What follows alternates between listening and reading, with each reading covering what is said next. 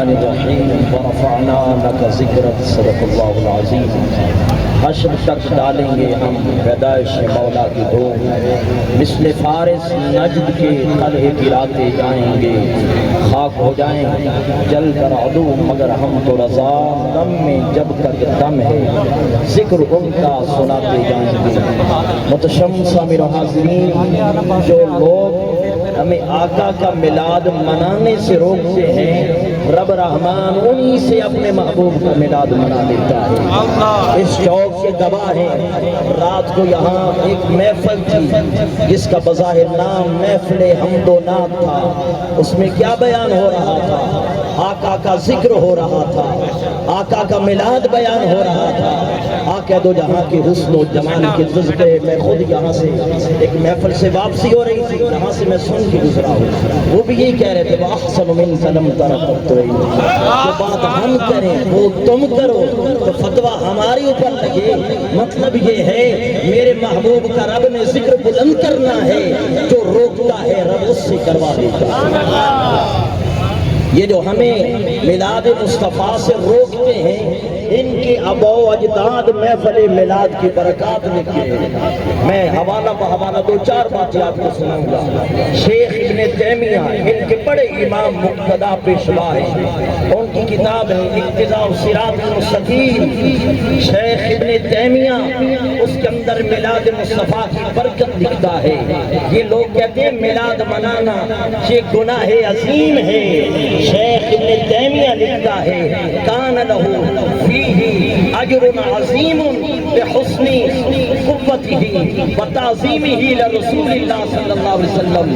ابن تیمیہ کہتا ہے میلاد منانے والوں کے لیے اجر عظیم ہے، کیونکہ ان کی نیت اچھی ہے، ان کے ترانے، ان کی خوشیاں مصطفیٰ کی تعظیم کی نشانی ہے۔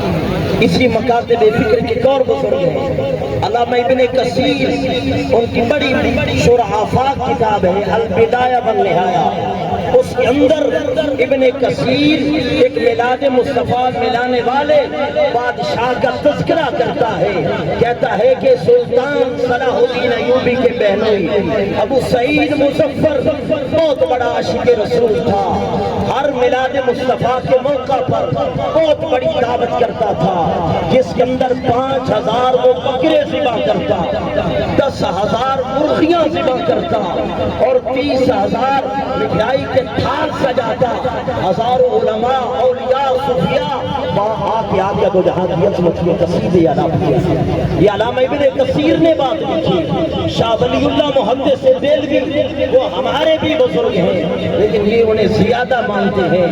شیخ شاہ ولی اللہ اپنے باپ شاہ عبد الرحیم محدث دہلوی کے بارے میں لکھتا ہے کہ میرے ابا کہتے ہیں کنت اصنع فی ایام مولد نبی صلی اللہ علیہ وسلم طعاما، کیا دو جہاں کے ہر سال میلاد کے موقع پر میں اپنی گنجائش کے مطابق کھانے کا بندوبست کرتا تھا۔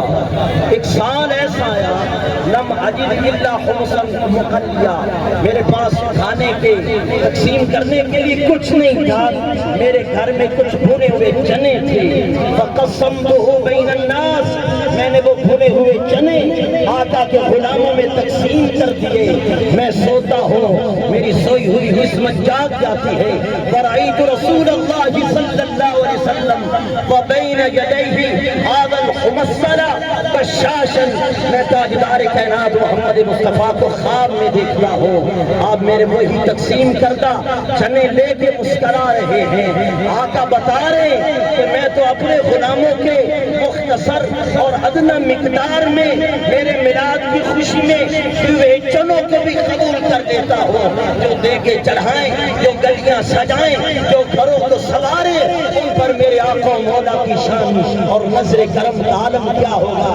یہ شاہ ولی اللہ محدث دہلوی آپ فرماتے ہیں ایک بار میں مکہ المکرمہ میں میلاد مصطفیٰ میں حاضر ہوا، آپ فرماتے والناس یصلون علی النبی، وہاں لوگ آقا پر درود پڑھ رہے تھے، آقا کی ولادت کے تذکرے کر کر رہے تھے، آپ فرماتا رأیت انوارا سطعت واحدہ، میں نے دیکھا کہ اچانک شہر مکہ کی فضاؤں میں نور کی بارش ہونے لگی۔ میں یہ سمجھتا ہوں کہ جو میلاد مصطفیٰ میں آقا کا ذکر ہو رہا تھا، شاہ ولی اللہ کہتا ہے میں یہ سمجھتا ہوں کہ رحمت کے فرشتے آقا کی ذکر کی محفل میں آئے ہوئے تھے، جن کے بڑے لکھے ہیں، ہم کہیں تو ہمارے اوپر بدعت کے فتوے۔ آخری حوالہ پیش کرتا ہوں جنہیں یہ ہمارے بھائی حکیم الامت اشرف علی تھانوی کے نام سے پہچانتے ہیں۔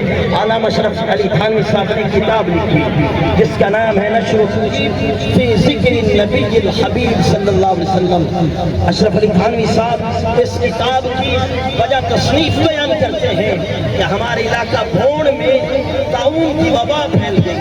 میں نے پڑھا تھا کہ جہاں وبا پھیل جائے وہاں ذکر مصطفیٰ کیا جائے، ذکر مصطفیٰ کی برکتوں سے وبائیں ختم ہوتی ہیں، برکتوں کا نزول ہوتا ہے۔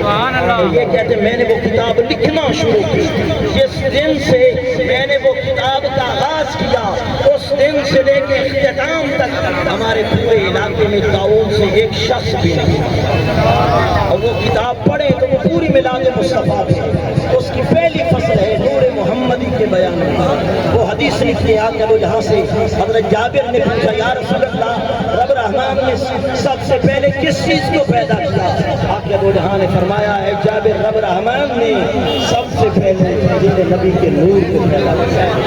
تو اگر بیماریاں آ جائیں، وبائیں آ جائیں، پھر ان کے لیے آقا کا میلاد جائز ہو جاتا ہے۔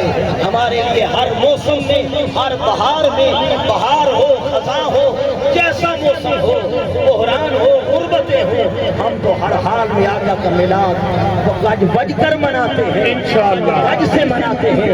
اللہ ہمارے وہ تمام بزرگ جو پہلے سے روس کی رونق ہوا کرتے تھے، چودھری عبدالوحید، ڈاکٹر ذوالفقار جلالی مرحوم اور حضرت علامہ مولانا پیر جاوید قادری رحمۃ اللہ علیہ، اللہ پاک ان کے درجات بلند فرمائے۔ ہمارے سیاسی صاحب اللہ پاک ان کی روزی میں رزق میں عمر میں برکت عطا فرمائے۔